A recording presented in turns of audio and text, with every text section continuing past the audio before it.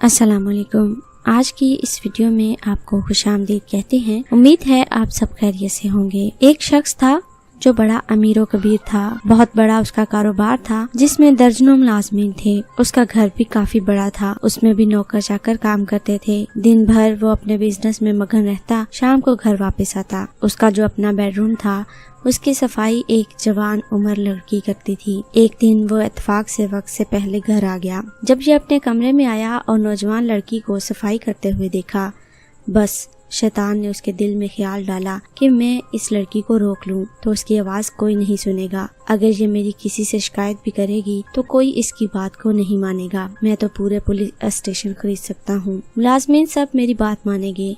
लड़की ने देखा मालिक वक्त से पहले आ गए हैं तो उसने जल्दी से जाना चाहा, तो मालिक ने फौरन एक जोरदार आवाज में कहा, ठहर जाओ। वह मालिक के तेवर देखकर घबरा गई। मालिक ने कहा, सब खिड़कियां दरवाजे बंद कर दो। अब लड़की परेशान कि मैं क्या करूं और क्या ना करूं, लेकिन उसके दिल में कभी अल्लाह का खौफ था। आंसू बह रहे थे और अल्लाह से दुआ भी कर रही थी। चुनाचे उसने एक एक करके सब खिड़कियां दरवाजे बंद करना शुरू कर दिए। काफी देर हो गई लेकिन वो आ नहीं रही थी। मालिक ने डांट कर कहा, कितनी देर हो गई, अब तक दरवाजे खिड़कियां बंद नहीं की और तो और मेरे पास आई नहीं। तो उस लड़की ने रोते हुए कहा, मालिक मैंने सारे दरवाजे बंद कर दिए, सारी खिड़कियां बंद कर दी, मगर एक खिड़की को बहुत देर से बंद करने की कोशिश कर रही हूँ लेकिन मुझसे बंद नहीं हो पा रही। तो उसने गुस्से से कहा, वो कौन सी खिड़की है जो तुझसे बंद नहीं हो रही? तो लड़की ने कहा, मेरे मालिक, जिस खिड़की से इंसान देखते हैं, जिन खिड़कियों से मखलूक देखती है, मैंने वो सारी खिड़कियां बंद कर दी, लेकिन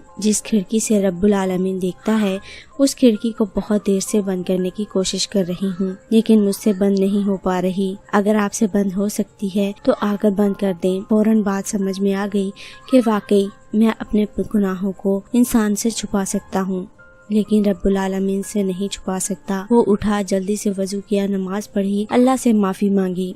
हम में से हर शख्स गौर करे, कोई इस खिड़की को बंद कर सकता है जिससे रब्बुल आलमीन देखता है? तो फिर हम जुर्रत के साथ गुनाह क्यों करते हैं? तो फिर डिटाई के साथ गुनाह क्यों करते हैं? वक्ती तौर पर नफ्स का गालिब आ जाना ये अलग बात है, लेकिन हम गुनाह करते हैं और गुनाह पर गुनाह करते हैं, हमारी आदत बन जाती है। हम गुनाह को मक्खी की तरह समझते हैं, फूंक मारी यूं उड़ा दी। इसीलिए ना कि हमको इस खिड़की का यकीन नहीं है। अल्लाह ताला से दुआ है कि अल्लाह पाक हम सबको यकीन की दौलत से मालामाल फरमाए और गुनाहों से बचने की तौफीक अता फरमाए। इसी दुआ के साथ आपसे इजाजत चाहती हूँ। उम्मीद है आप सबको हमारी आज की ये वीडियो पसंद आएगी और वीडियो आपकी रहनुमाई करेगी।